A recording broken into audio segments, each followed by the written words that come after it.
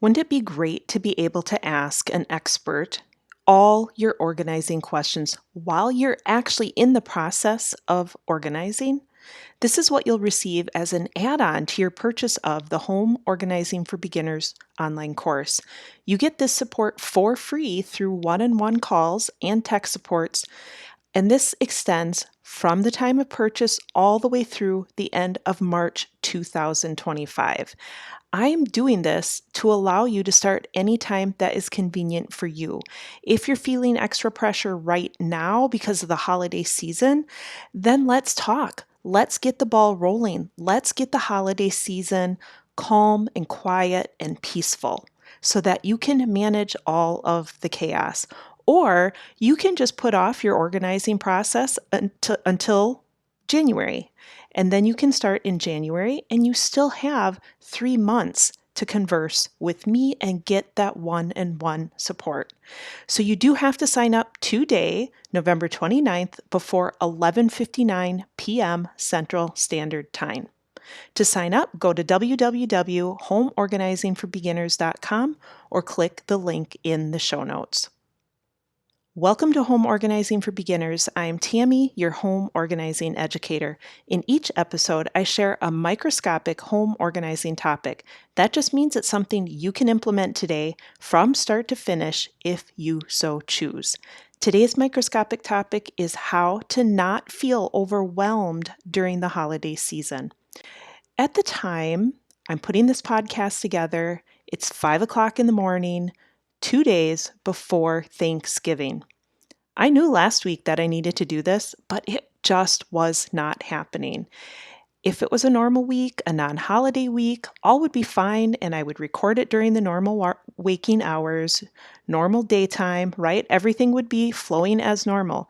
But it just wasn't happening last week. So do you ever have that happen too, where you know you need to do X, Y, and Z, but it just doesn't flow? It's just not working. So that's truly a sign that you're feeling overwhelmed. And that's what was happening to me last week. I'm not saying that's not happening this week too, but it was definitely happening last week. I would fluctuate between feeling like I had all the time in the world to all of a sudden realizing that I had so much to get done. And when I feel like that, maybe you're like this too, but basically I just did nothing. I just didn't get started. So I have 2 points for you to take away from this episode.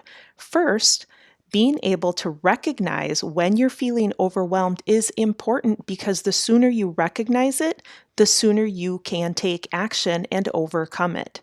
The second point is no matter how organized you are, you'll always be susceptible to overwhelm. It's just part of life, and since our society seems to reward busyness, it's likely that it won't ever disappear completely.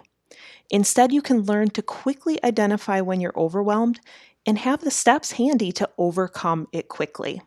So that's what I have for you today, how to overcome the overwhelm quickly, right? Especially during the holiday season.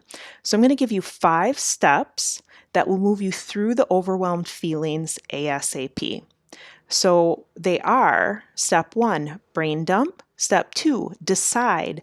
Step 3, delegate. Step 4, review. And step 5, pray for peace. So I'm going to go into a little bit of detail on each of these steps to help you work through this and implement it today, because then that overwhelm is going to go away. So step number 1, brain dump. This just means getting all of the things that need your attention out of your mind and onto paper.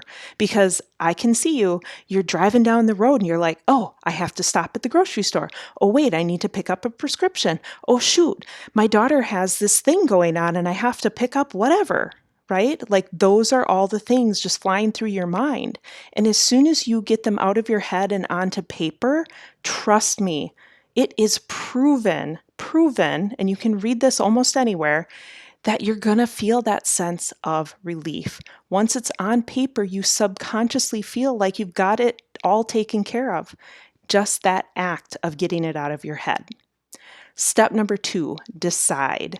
Now you need to decide what items are going to stay on the list and what items are going to go. You do not in any way, shape, or form have to do everything that you put on paper. It's important to think about it in terms of what's important to you. In the course, Home Organizing for Beginners, you'll learn how to make decisions like these more easily, and you'll learn about decision fatigue and just how in daily life you can combat that through having a decision strategy. A decision strategy truly helps you make decisions that are in line with what's important to you. Again, go to www.homeorganizingforbeginners.com to learn more or sign up. Step number 3, delegate. Now, this is a tough one, right? Delegating seems to feel like we're giving up control, but do not miss out on getting help. It is so hard sometimes to ask for help, but remember that nobody in your family is a mind reader. Even though you're more in tune to what everyone else needs, don't expect them to be the same way. This is a skill you've learned over time, and becoming a mom had a huge role in it. If those you need help from don't live in your house, or they live in your house but they're not a mom, then you have to give them grace and instructions. Ask for help. Delegate some of these tasks. Step number 4, review. Each day, you're going to review your list. You're going to add to it. You're going to cross off of it. As things change and as you complete things, this process gives you a sense of accomplishment. Just merely looking at that piece of paper, placing a check mark, crossing it off, you've done something. You've accomplished it, right? So focus on what is crossed off as opposed to the things you're adding. If you dwell on there's more going on the list than there is coming off the list, you'll dive into even greater overwhelm. So if this thought crosses your mind, that you're just adding more to the list and not getting enough done, set it to the side, extinguish it.